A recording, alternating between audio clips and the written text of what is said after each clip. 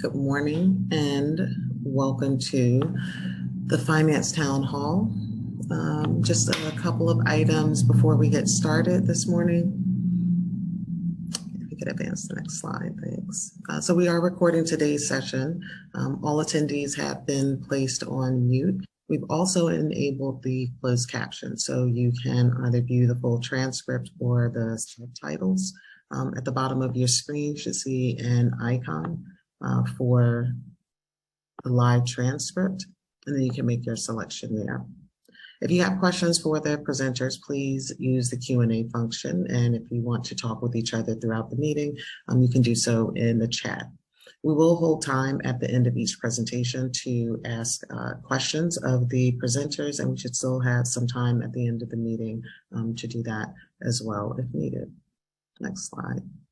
And so I will now introduce Mike Gower, Executive Vice President, Chief Financial Officer, and University Treasurer. Thank you, Stephanie. Good morning, everyone. I hope you are well. Welcome to our town hall. We have a great agenda today. We also, as Stephanie said, have opportunity for Q&A as we go along and at the end. Hope each of you have had an opportunity or will have an opportunity to get some time away for vacation. Mine happens to be next week, as you may guess from this attire. I'm trying to ease my way towards that. Our agenda today has two main items. First is an overview of our travel program. Earlier this year, we rolled out the Rutgers Travel Online Booking Tool, the university's official destination to book university-related air, hotel, rental car, and Amtrak reservations. This booking tool's integrated workflow simplifies and expedites the online travel booking process and saves costs for the university. In a few moments, we will hear from Nimish, Patel, and Gutsick and Michael Phillips about the university's travel plan and how the online booking tool offers customer service 24 hours a day, 7 days a week, 365 days a year, and provides better data, insights, and care to assist travelers. Following that, we will hear from David Moore. He will walk through the highlights of the university's fiscal 2023 budget, and then we'll end with any questions that come from the audience in that time. At the conclusion of the town hall, you'll be able to join any of the Ask the Expert sessions, which will be held in separate Zoom meeting rooms. A PDF of the meeting invitation with links to each session will be posted in the chat now, and again toward the end of the meeting. We had agreed turnout in response to these sessions when we held them in March and plan to continue holding them after the town halls going forward. So let's begin our program. Thank you. Nimish. Thank you, Mike and Stephanie, for having us here today. Good morning, everyone. Welcome to this presentation. I'm Nimish Patel, Associate Vice President and Chief Procurement Officer. We'll be providing an update on the university travel and expense program. Joining me today are Ann Gutsick, the Associate Director of Travel and Card Programs, and Michael Phillips, who manages our travel program. Next slide, please. Let me start off by laying the foundation on our comprehensive travel and expense management system. Historically, talking pre-COVID, Rutgers did not have an institution-wide travel program of any scale, if you will. There were pockets of activities across the university, but they were all managed independently of one another. Study abroad had their own arrangements, athletics had their own, etc. And there's little consistency in how the departments fulfill their travel needs. Just looking at it from that perspective, most large organizations in public and private sectors have unified and robust programs that enhance traveler experiences, reduce expenses, and provide duty of care coverage for international travelers. Experience told us that this was a missed opportunity for Rutgers. Next slide, please. The last Big Ten institution-wide benchmarking along the lines of procurement was conducted in 2019. And this slide depicts a few highlights from that survey. Not only is it self-evident that Rutgers was a laggard when it came to delivering travel-related services to the university community, but more importantly, we identified several opportunities. These included leveraging our scale to get better discounts from airlines and hotels, ensuring duty of care was automatically made available to all of the international travelers. And as Mike alluded to earlier, providing 24/7, 365-day support and coverage for all of our travelers while they're on the road. To give you some idea of our scale, our estimated travel spend in 2019 was in the order of $25 million. Again, those were estimates, but that kind of gives you a perspective of what we're looking at and the missed opportunities that were represented by that. And then what happened? COVID hit. Please go to the next slide. So during COVID, we didn't stop on this initiative. We continued with building out our response. The initial response was about addressing traveler needs as COVID hit. And we reacted on short notice to provide a process to make sure that there was safety included for all of our, or safety considerations for all of our travelers that needed to travel. And so a program was put together. If you just advance the slide, please, Pat.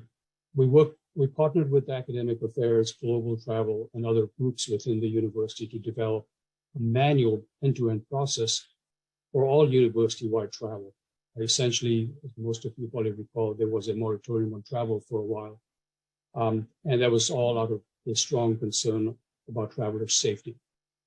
We continued with those efforts through the course of the pandemic, but in parallel to that, the team continued with flushing out the details of a university-wide program. We engaged a couple of consultancies, TCG and Huron Consulting, to develop a diagnostic for the organization. We developed a robust RFP process and also performed a business process review. All of these outputs help inform the working groups in terms of building up the program. At this point, I'd like to turn it over to Anne and Michael to walk us through the remainder of the journey. Thanks, Nimish. Good morning, everyone. So where were we in 2019? We had at Rutgers a very decentralized and unmanaged program. Unmanaged means that there was no set way for travelers to book their trip for the university. We had policy compliance issues, and this related to the fact that we didn't know about people's travel until after the fact when they submitted for reimbursement. We had people that were booking in classes of service that they shouldn't have been, booking extra days, etc. This was a cost to the university. Duty of care. Now, this might not be a term that you're used to, but what duty of care is, it's ensuring that you're doing everything possible for the safety of your travelers. It protects the employees during travel. There are many issues that can come up during travel, and this is our duty to take care of them. When it comes to the payment method, the way that the university booked their travel in the past is that you paid for it on your own, and then you had to wait till after the trip.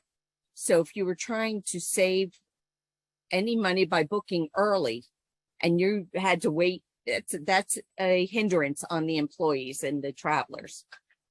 We had 4 small travel agencies that were occasionally used, and those were only used when people did not want to pay out of pocket for air.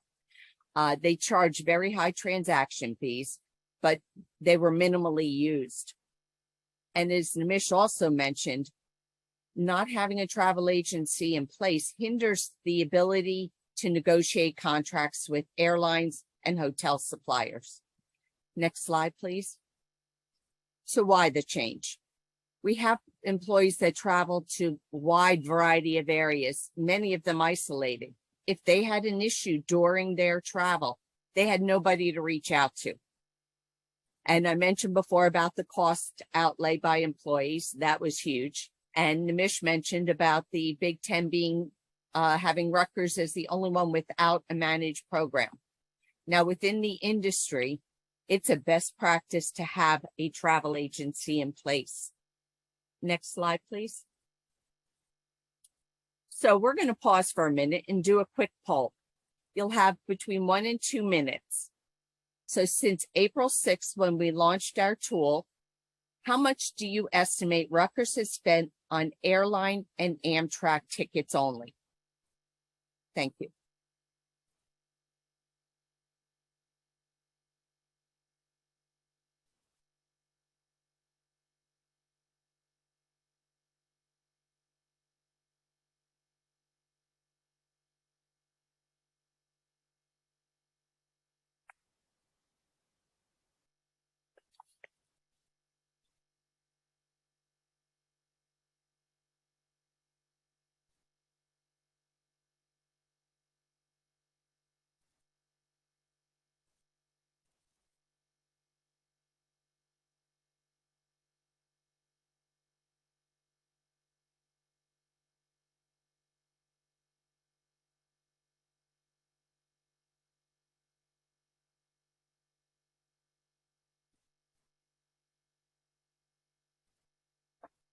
Okay, thank you for your answers. Actually, in the 4 months since we have started with this program, we've spent $2.7 million on air and Amtrak. It tells you that we do a lot of travel at the university. So, Mike, next slide, please. Thanks, Ann, and good morning, everyone. So what does a world-class travel program look like? So this slide is just restating where we want to be. First, travel programs should have streamlined and integrated travel booking, expense reimbursement, and payment processes, a one-stop shop for managing travel and expenses that is integrated with preferred vendors, enterprise systems, and other travel expense technologies. Second bullet, increased visibility from a duty of care perspective, right? As Ann mentioned, this is an area where we've historically been lacking. So we want to take a more proactive approach to traveler safety and security. One way to do that is access to reservation data, which allows us to know when and to where travelers are going. And that can be used to determine whether travelers are affected by any potential threats. And that can be anything from natural disasters, civil unrest, acts of terrorism, and epidemic, things of that nature. Next, travelers should have 24/7 access to customer support. So access to a travel agency or an after-hours service that can assist with flight disruptions or any kind of irregular operations. And there should be access to medical and security assistance, especially when traveling abroad. Next, programs should have discounts and amenities with travel suppliers, direct relationships with those vendors to help resolve any service-related issues. And financial and business intelligence reporting. Access to data, again, reporting used to identify cost savings or cost avoidance opportunities and to identify areas of improvement related to traveler behavior. Lastly, increased policy compliance. So when you centralize the booking process, travelers are not left wondering, is what I'm doing okay? Is this flight within policy? We can configure tools and processes around the policy to help eliminate those questions. So ultimately, all of these things lead to a better traveler experience and increased cost savings. Next slide. Pass it back off to Ann. Okay, so I want to talk about the travel RFP.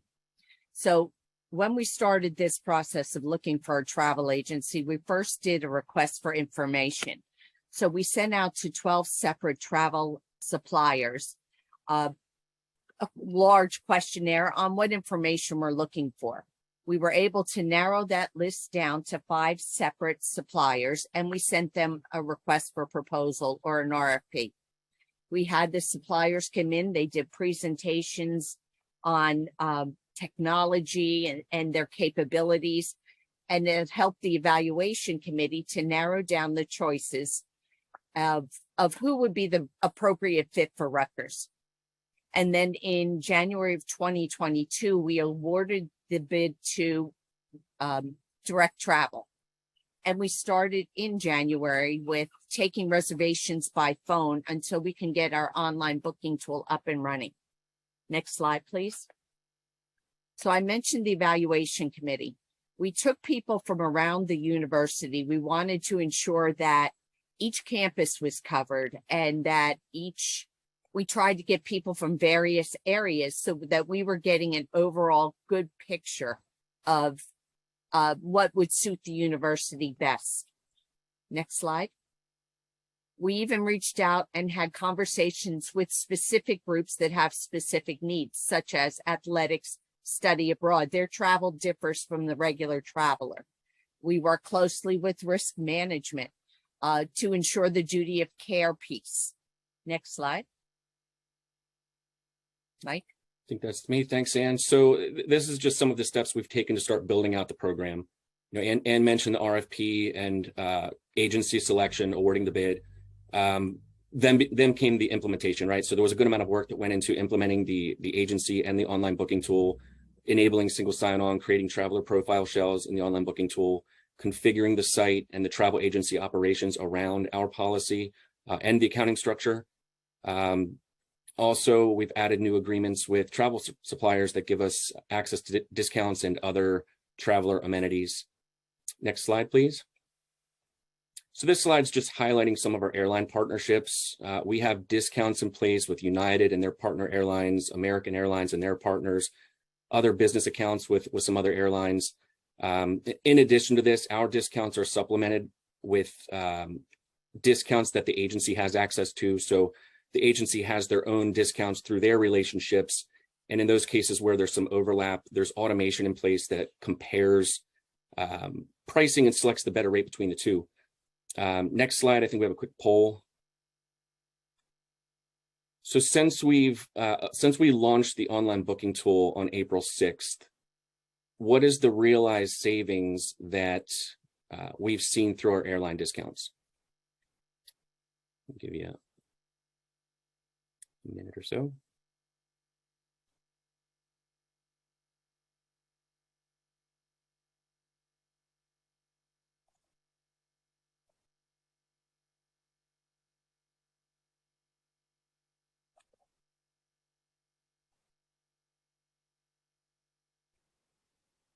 Okay, I think we can probably close it. So this was slightly a trick question here. The assumption might be it was the most in the poll, but no, we are just shy of 150. So it was the 100 to 150 range. We're roughly around 140, and again, that's just through April. Or from April. Again, that may not seem very significant, but over a year, that's, let's say 420,000. And again, this is the starting point. As travelers utilize our centralized booking processes, airlines can now track our spend, and that's what we're going to use to leverage. And we're going to leverage our volume to increase those discounts and cost savings. So basically, everything we have in place now was kind of handed to us blindly by the airlines, kind of on a wing of prayer that we would support the program. So now that we're tracking the spend, we'll see those discounts increase, hopefully. This slide here is just a graphic of our preferred hotel brands. So these are brands where we have discounts available globally. Next slide, please. This is just a continuation of some of the work we've done. Integrated a data feed between direct travel and on-call. So on-call is the university's medical and security assistance provider. That live reservation data is mapped to on-call's travel tracker portal. What that does is automatically registers faculty and staff for insurance coverage while traveling abroad.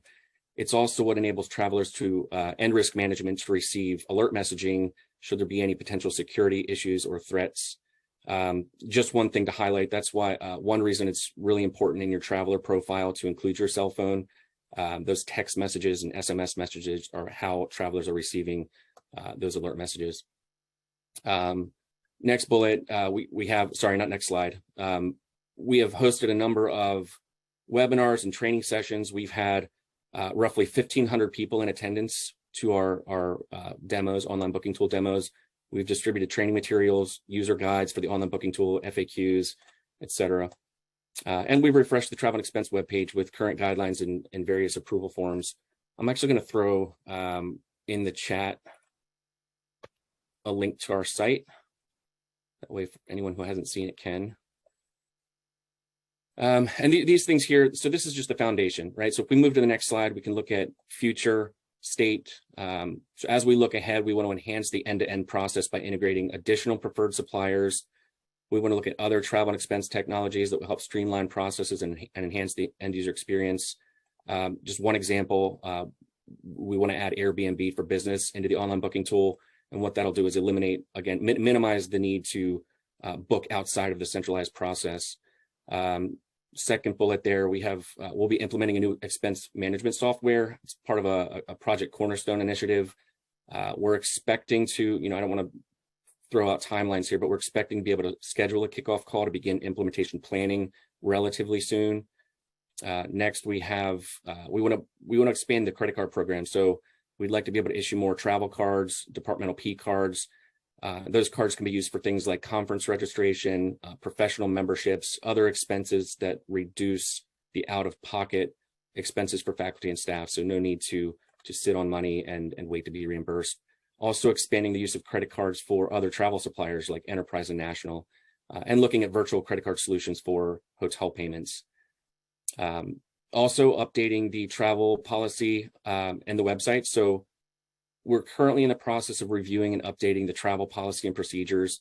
We'd like to have updated versions of those available relatively soon. At this point, it's been Anne, myself, Nimish kind of reviewing those. We still need to push those up the chain, obviously, to get formal approval on getting those pushed out, but hope to have that done soon. And finally, we want to be able to provide more robust reporting to various business offices. That way they have better insight into their department's respective spend, compliance, and so on. So again, this is just what we have in place today is just the first iteration of many. Our taking off point, and sorry, that's a cheesy airline pun, my attempt at comedy. So I think next slide, I'm going to open it up to Anne. I think Anne wants to close out before we open it up for questions and comments. Thanks, Mike. So the journey to build a best-in-class travel program for Rutgers will be an ongoing process, but we're off to a great start. We wanted to give you an insight into what has been done so far. So let's open it up for questions. Okay, great. Thank you, Nimish, Anne, and Mike. Looks like we do have a few questions that came in. And you also answered, I think, the first question regarding the discounts. So our first question is anyone making sure that the tool is being used by everyone? Actually, if someone books an airline ticket and submits for reimbursement, we have that flagged. It comes to us automatically, where they then need to go to the chancellor's business office and get approval for going out of policy. And they've been told, they're educated again at that time, that this is not the proper process. So yes. Great, thank you. The next question is, does the duty of care replace registering with risk management?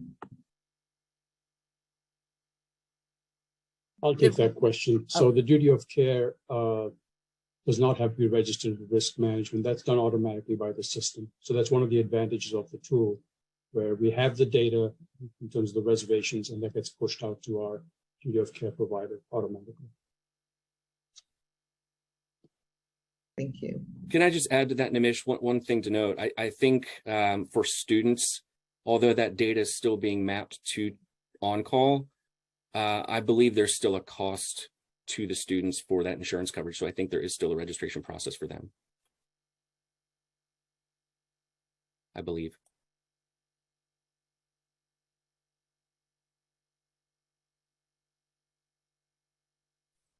Our next question, will we be permitted to access international roaming on our cell phones while traveling abroad on business-related travel? That would be part of policy and has not been discussed, but we can open that conversation. I didn't know it was not allowed, so.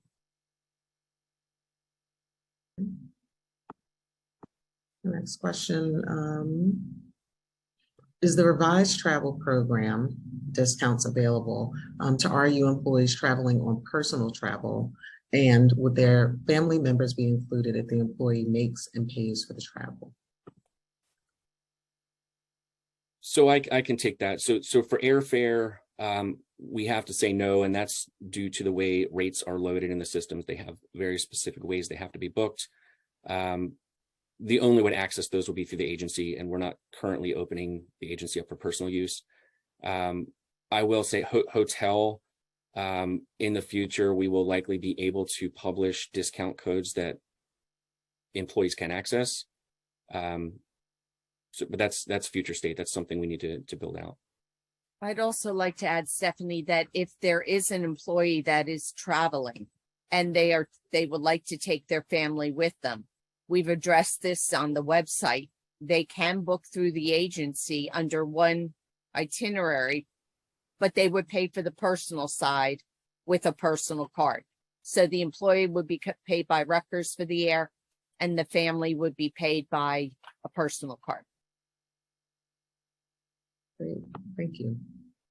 Our next question, has a cost analysis been conducted regarding adding resources within the units to handle the additional key card transactions?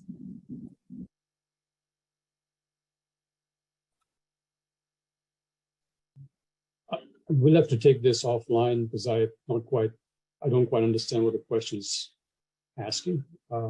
So we'll follow up with the person who posed the question after this call.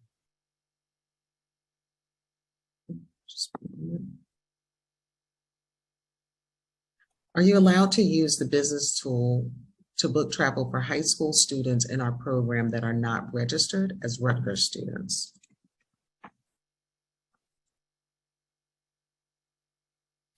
Functionally, it works, right? If someone has the book for a guest function enabled in the tool, they could book for any non-employee. Functionally, I don't know if there's any regulatory or compliance issues related to booking for high school students. So I don't know if Nimish, you have any input on that? No. Yeah, high school students, I'm not sure about that. No, I don't have any more to add to that. I mean, the only programs that we do support will be the study abroad programs, but not right outside of that. Okay. Just one moment. There have been issues with travel charges being charged to the wrong project string or to a GL string for the travelers department. Will this be remedied because the project string is always provided when travel is booked? So I'll take that one. So the project string that's provided at the time of booking, the only time that wouldn't be charged is if there's some sort of anomaly, like when we push the journal, the task is out of date, or the project is out of date, or the information was provided incorrectly. In those cases, we're reaching out and collecting the correct information. So for the project question, those should be few and far between. GL, that is something we're still trying to navigate. So the default GL strings that are in the Concur profiles were pulled from HR. And obviously people have multiple appointments, things like that. So we're trying to do our best to determine what the default should be. If you're encountering issues where you're noticing the default GL that's in your profile is incorrect or needs to be updated, just reach out to us. You can email us at rutravel@finance.rutgers.edu, and we'll try to get that updated. I do anticipate future state being able to have some sort of integrated feed from HR that will update that information on a more regular basis. Right now, it's very manual. I'm having to pull a file and import that information manually. And there is a delay in some cases when people are changing departments or being new hires, stuff like that. So we hope in the future it'll be a little more streamlined and automated. Okay, thank you. Our next question. A great deal of travel our travel is for participants coming into Rutgers from other institutions for workshops and are paid on our grants. This has not been an easy process to purchase travel for these participants. Will this be streamlined in the future? So just for anyone that's not aware, there is a function within Concur. It's called Book for a Guest. Not everyone has it. It's given out on request basis. If you have the Book for a Guest function, it allows anyone to just go into the tool and book on behalf of a non-employee. It's real time. You're selecting the flights, purchasing the flight on their behalf, and it's done. So hopefully that's streamlined enough. Outside of that, if you're not comfortable maybe booking on a non-employee's behalf, we do have still an approval process. It's less of an approval process. It's more, we need a mechanism to notify the travel agency that travel for that specific non-employee is approved. So there is a non-employee travel request form on our webpage. It's a DocuSign. It requires one signature from a business office. They're just including the accounting information. Once that comes to us, we're notifying the travel agency that travel is approved. And then either, you can allow the guest to contact the agency themselves, or if some people want to maintain some level of control, so they're reaching out to the agency on their behalf. So I don't know if that answers your question, but if you're asking, is there ever going to be a scenario where guests are having access to the tool themselves? No, that's not going to be possible. So a follow-up question, Mike. Sometimes the guests are traveling for different grants and not the default grants. We will be able to change it appropriately. So maybe this is, I'm not understanding. Is this referring to split allocation where the charges are being split across multiple grants? Yes. So currently we have the ability to align one accounting string per credit card charge. So there has to be a default collected at the time of booking. Now, if after the fact you want to split allocation, you can let us know. We can document that and make sure it gets split before we do the credit card reconciliation, before we journal the charges. Future state, we do anticipate, once we get the expense module rolled out, that there will be other options to split allocation. And essentially, I think what we're looking to do is have all of the prepaid expenses hit a clearing account. And then once the travel is completed, those charges will be submitted through the expense module, and the ability to split allocation will be implemented. Okay, great, thank you. Should we be using per diem rates for specific cities? And if so, must receipts be provided for meals? In the past, we used the $50 per day meal rate and receipts were not needed. I'll take that one, Mike. Yeah, the policy is per diem. It's either the IRS per diem or the $50 per diem. That's based on your department's direction.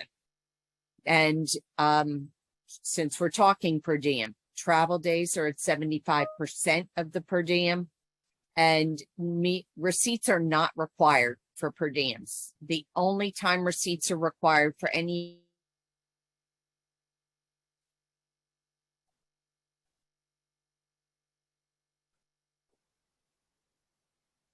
She froze.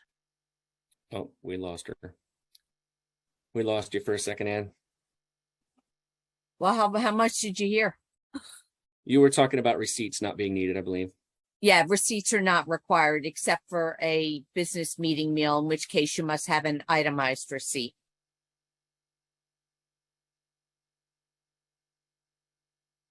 Great, thank you.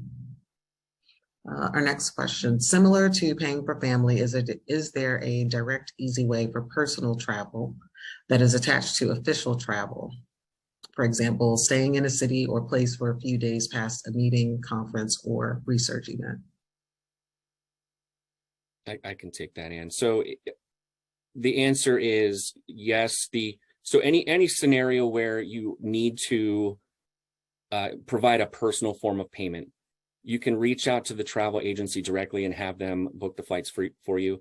So any costs in addition to what we would pay for the business portion of the trip would be obviously your responsibility. They'll just do, if they have the ability to do a split payment, they'll charge Rutgers for the cost of flights associated with business travel and collect a personal form of payment for any personal portion of that trip. There are some scenarios where the airline doesn't allow for split payment. If that's the case, we will allow you to purchase the full amount of the ticket and submit the business portion for reimbursement. Obviously, you have to get a cost comparison there and not submit more than what we would have spent for the business portion. So again, just want to clarify, they will accept a personal form of payment only if it's required, right? It's not, I don't want to put it out there that you can call the agency and just give them your personal form of payment. Yeah, and if that does happen where a personal form of payment is used, a copy of Mike's approval meaning Mike Phillips, approval must be attached to the expense report or it will be rejected.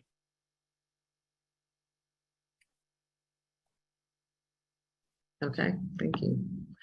Just going back to Ann's response to the receipts, I have a question regarding that. So what does the itemized receipt need to include? An itemized receipt would have the date, the place, what was ordered, how it was paid for. It's the full receipt. That shows everything on it. So that's what's required. It's not just the one that said you paid $50. Okay, thank you. A few more questions. When we submit the expense report, the traveler has to attach the concur reservation email. Is that correct? And do travelers need to indicate if the hotel is a conference hotel? We would ask that the concur itinerary is attached. And when it comes to a conference, you're supposed to attach a conference agenda. So that would show that it is a conference hotel. So that's fine. You don't need to indicate it, but always remember more information's better. And typically on those receipts, it will identify it as a group rate. We can see if there was a special rate applied. I think there's another question in there related to conference hotels. It says the conference rate for the hotel is less than the discounted rate. So conference hotels are an exception to the requirement to book through the online booking tool and through the agency. So if there's a conference, they have a dedicated room block with a discounted rate, totally fine to book that through the conference. Great. It looks like our last question is, do graduate students traveling to conferences have to use a travel agent? Most of the time they are paying most, if not all of the expenses on their own, but occasionally they receive some funds from the university. So I think officially any travel that is on behalf of Rutgers should be through the agency. And if they do need to provide a personal form of payment, they can do that by reaching out to the agency directly. There's also, for those who don't have access, there are sometimes students traveling similar situation, right, where they're only awarded up to a certain amount that Rutgers is covering. There is a non-employee travel request form, and on that form, there's a section that asks if there is an allocated or an allotted amount that traveler is eligible for. So if they're only receiving $200, there's a section where you can put that, and the agency, if possible, will charge our card for that $200 and then their personal card for the remainder. If they're not, there's situations where maybe they don't know that they're going to be awarded funding until they get back. In those cases, again, we'd still want them using the agency. They'd provide a personal form of payment, and then upon the return, if they are awarded funding, they can submit for reimbursement. Okay, great, thank you. So it looks like we had some additional questions that came in, which we will submit to Nimish, Ann, and Mike to answer, and we will post the responses to those questions on the UFA website within the next few days. And now I will turn it back over to Mike. Thank you, Nimish, Ann, and Mike. Hey, thank you, Nimish, Mike, and Ann. This is a really good program. I've enjoyed using it myself. Found it very handy to to get through, and find it very, very useful. One of the other things I know I can't book personal travel, but if I want to look for flights for personal use and see the array of them at one time, this is the best way to look at them, and then go over to airline website for my own personal booking. So that's been handy. I'd like to now turn over to David Moore, Associate Vice President and Chief Budget Officer, to talk about the fiscal year 2023 budget. David? Great, thank you, Mike. Today I'll provide just some highlights of the university's fiscal year 2023 revenue and expense budget. Next slide. So the FY23 budget reflects the values of the university in fulfilling its core priorities of teaching, research, service, and clinical care.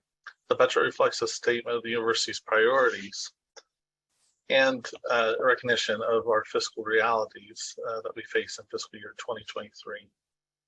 Next slide, please. The proposed budget will spend approximately $5.1 billion on the things that are most important. Over 77% is spent on our core missions of student instruction, research, public service, and patient care. Approximately 15.2% is spent on operations and maintenance for our facilities and for administration. 4.8% of the overall total budget is spent on auxiliary enterprises. And auxiliary enterprises includes housing, dining, parking operations. And 2.7% is spent on athletics. Next slide. So let's explore some of the categories for a deeper understanding.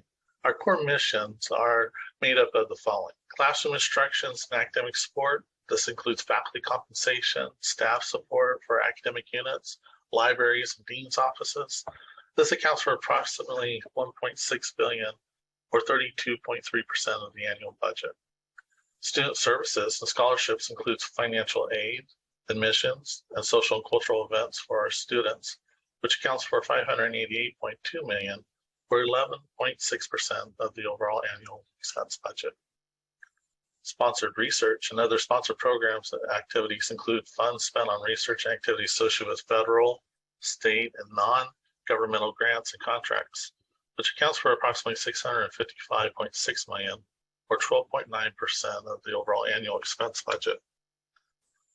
Public service, extension, and patient care includes agricultural extension programs, delivery of health care, support of health clinics and community services provided throughout the state, which accounts for just over $1 billion, or 20.5% of the annual expense budget. Together, these items, or these categories, represent the core missions of the student instruction, research, public service, and patient care that accounts for approximately, as aggregate, $3.8 billion, or over 77% of the annual budget. Next slide. Rounding out the remaining 23% of the annual budget includes general administration, which supports central administrative offices, which would include research administration, finance, human resources, procurement, and legal, for example. This accounts for slightly over $533.6 million, or 10.5% of the annual budget. Operation and maintenance for Rutgers buildings, which would include things like insurance and fuel upkeep, utility costs, accounts for $241.4 million, or 4.7% of the budget. Auxiliary enterprises, again, that includes housing, dining, parking operations. This accounts for approximately $241.9 million, or 4.8% of the annual budget. And athletics, which includes the 24 men's and women's Division I sports programs at Rutgers, New Brunswick, accounts for approximately $135.9 million, or 2.7% of the annual budget. Next slide. So now we're going to take a participant poll and go ahead and pull up. Great. This is a multiple choice as well.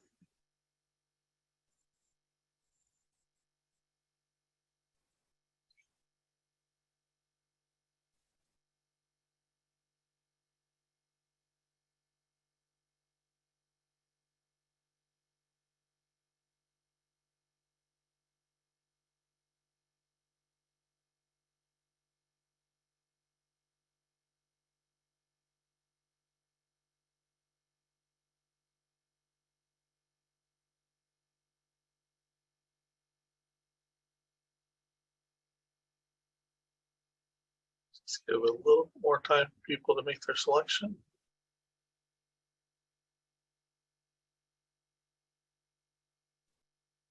All right.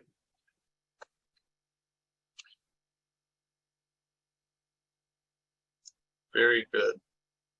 So we'll see in the next slide the overall outcomes, but I'll give you the answers, or the top three. Top three are tuition fees, which everyone got with 87%.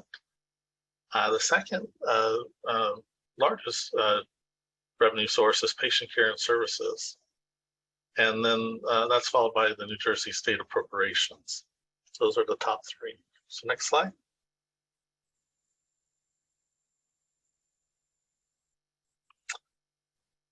So here we can see the funding and where it comes from. So approximately 28% of the overall revenue budget of the 5.1 billion comes from tuition and fees. Patient care services includes revenues from governmental payers, private insurers, and affiliated agreements. For patient care services, it accounts for approximately 21.5%. Of the annual revenue budget, just over 20% of the university's revenues come from the state of New Jersey. Some in unrestricted operating support, and some as a portion that covers the cost of fringe benefits for our employees. Sponsored research includes grants and contracts from federal, state, and non-governmental entities, and this makes up approximately about 14.5% of the overall total revenues. And rounding out the sources of revenues is miscellaneous sources, which includes student and federal and state aid, auxiliary enterprises, athletic income, endowment and investment income, which together all account for about 15.8% of the annual revenue budget. Next slide. I'll now move into tuition fees that were included in the 23 approved budget. Next slide. As we go through each of these slides, the amount noted refers to the annual tuition and fee before any student aid discounting is applied, or what we refer to as the total price. For this portion of the presentation, we will compare our annual tuition and fees amounts at Rutgers, New Brunswick to the Big Ten public universities, and Rutgers, Newark, and Camden to the senior public institutions of higher education within New Jersey. Next, let's actually go back to one slide. Thank you. So the budget includes a 2.9% increase in tuition and mandatory fees for most undergraduate and graduate programs. For students choosing to live on campus, there is options for room and board and residential fees, which increase based on the type of room that is selected or meal plan that's selected, and there's some multiple types of selection that students can make. Next slide. So when we look at our comparators, for Rutgers, New Brunswick, I said we're going to look at the Big Ten. As you see here on this chart, when you look at the FY22 amounts for in-state undergraduates, our total price puts us in the top half of these schools, but within approximately $1,000 of the next three schools found in this chart. Next slide, please. For Rutgers, Camden, Newark, we look at the New Jersey Senior Public Institutions of Higher Education. Again, for FY22 amounts for in-state undergraduates, our total price puts us in the top half, but within approximately about $800 of the next three found on the chart. Next slide. Now for room and board, Rutgers FY22 room rates for double are shown here for double occupancy rooms, along with the meal plans that have the highest number of students selecting the plan at each campus. Again, this is, if you will, a menu selection, so they have multiple different plans that they can select from. Rutgers takes into consideration the local housing options and pricing benchmarking in establishing our on-campus housing rates, and also looks at the dining room plans as well. This is one of many considerations that are used in developing rates each year. Next slide. So thus far, all the information presented for each campus has been the gross cost. It was without any kind of student financial aid. The costs are easily compared from school to school as these rates are publicly reported. However, a great number of our Rutgers students do not pay full price. Next slide. We put a high priority on keeping Rutgers affordable by providing our students with institutional student aid, qualifying state and federal aid, and grant programs. There are many ways that Rutgers students and their families are able to reduce the out-of-pocket costs. This slide takes a look at the student level at each campus. More than 75% of our undergraduate students receive some form of financial aid. For example, although the total cost at Rutgers, New Brunswick is defined as over 24,700 on this chart, based on previous year's data, the average price to a first-year in-state student receiving aid in that particular year was only approximately 48%. When you look at that same comparison, when you look at the other campuses in Newark, that percent was 44%, and in Camden, approximately 39%. Next slide. So one more participant poll. Let's go ahead and bring that up.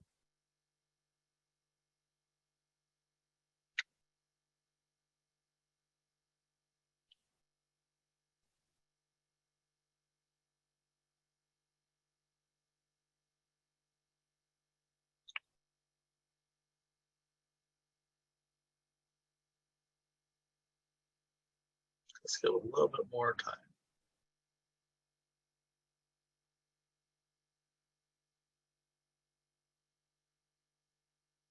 Okay, let's go ahead and see what the results are.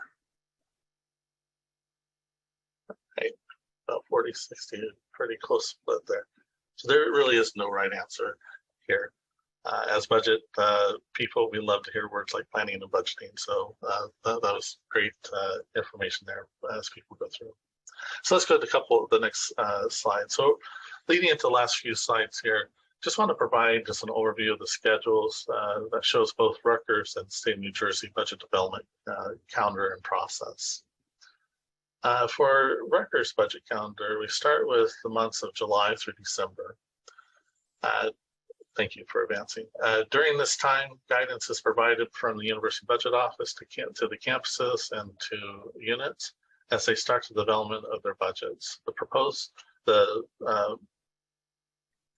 change of the purpose is to collect all the changes and discuss in various committees, whether it be the budget advisory committees or also to our budget overall committee. As we move into early winter and through spring, schools, centers, and institutes are continuing to develop their budgets. And toward the end of spring or in the middle of spring, we start to develop and consolidate the overall one total university budget, which is prepared and presented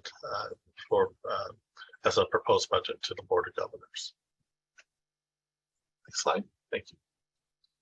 For the state of New Jersey budget calendar, during the months of July through approximately March, the Governor and the Office of Budget and Management review the administration's priorities. They update and make the changes to the economic forecast for revenues that are estimated for the not only the current year, but for the upcoming year.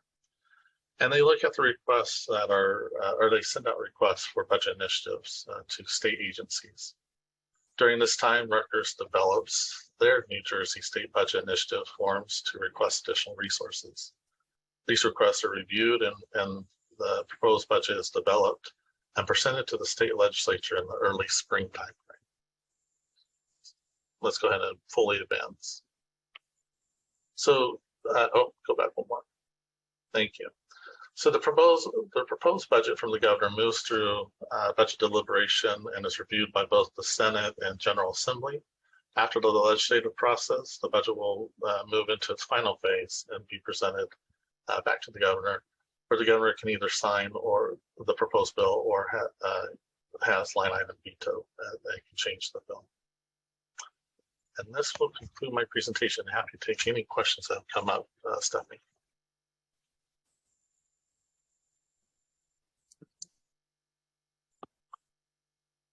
Great. So we do have just a couple of questions right now. How will the Scarlet Guarantee affect the budget? That is, how will the shortfall in tuition and fees from this program be made up? So I think you said the Scarlet Guarantee, and that is one that's going through New Brunswick. There is one that comes through the state that you've heard, maybe the Garden State Guarantee.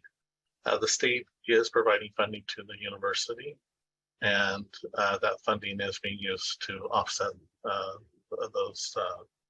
that particular financial aid program. The Scarlet Guarantee was planned for and has funding set aside to then offset the overall cost for that particular financial aid program as well. All right, great, thank you. For the slide that showed full cost versus net cost, does the net cost include loans as a financial aid options, since loans need to be repaid? Does not include loans, no.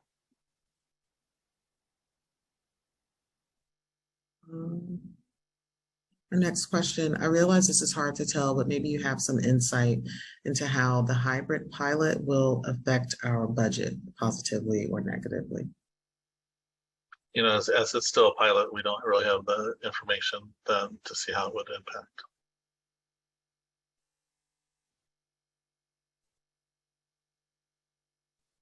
I'll just ask if there are any additional questions for David at this time.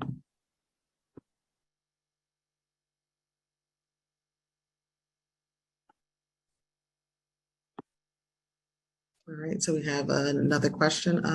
Last fiscal year, the total budget was more than $4 billion. This fiscal year is $5.1 billion. Is this increase mainly because of the 2.9% tuition fee increase?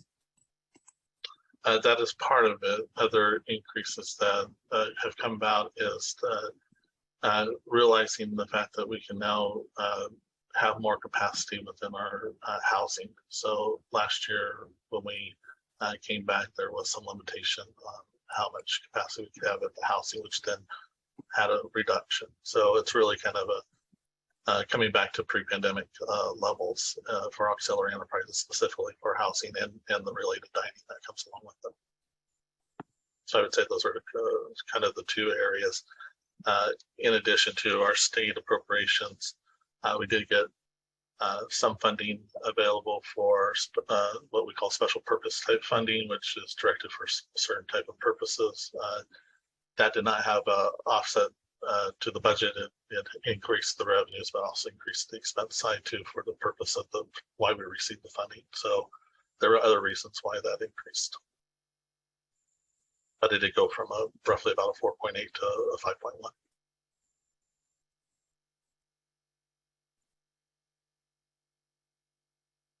All right, great. Thank you so much, David. It looks like we do not have any additional questions at this time, but if we receive any, and just like that, one came in. I'll ask this last question and then we'll transition back over to Mike, I think, for one of the last Q&As, last questions. So our question now is, how does the cost increase due to inflation and labor costs impact the revenue of dining and housing? So it certainly has had an impact. As they planned for the FY23 budget, they did take into consideration the increase or the inflation costs for goods and took that into consideration. So those were built into the increase in the rates as well. But you know, as we continue on, we'll see how the inflation continues to impact. But that was anticipated. Great, thank you so much. And thanks for the question. So we have a question that we received in advance that I will now ask Mike. It's a two-part question. Give me just one moment. Okay. So given the university's goals of reducing its environmental footprint, improving employee wellness and life-work balance, prudent financial planning, and vibrant student experience, has your department estimated the fiscal impact of increased sustained telecommuting? Rutgers has long ago outgrown its campus and has expanded to spaces on Route 1, Knightsbridge, the city of New Brunswick, etc. The telecommuting policies beyond 2 days in the new pilot program would open up spaces on campus and limit the rising expenses and environmental impact of an ever-growing physical plant. How much money would it save the university if the university embraced telecommuting and prioritized campus space and parking for employees and services related to students and patient care and stopped buying or renting space off campus for administrative offices? So thank you for the question. There's a lot of things packed into that. But that is in fact one of the purposes for having a pilot program is to be able to gather data on impact. Sorry for the my grandson in the background is not wanting to finish his breakfast. So that is the purpose of a pilot, for us to gather the data and to do some modeling, especially in the last part when it comes to space. We are looking at all the rental space that we have available. We're looking at alternatives that, because of the change of in person in the office and so on, does that give us flexibility? Point of the pilot is to learn from the experience and to make adjustments as appropriate. I think that the points suggested in the question are very well taken and will certainly be part of what we look at. As we were going through the Future of Work task force, the finance group recognized that its job was going to come into play after some standards were set, after some other things were decided, or at least after some pilots were conducted so that we could understand the real impact and not just project it. And that's what we'll be doing within the next year. Stephanie. Great, thank you, Mike. I think that was our last question. So you can, at this time, it looks like we can close out the meeting.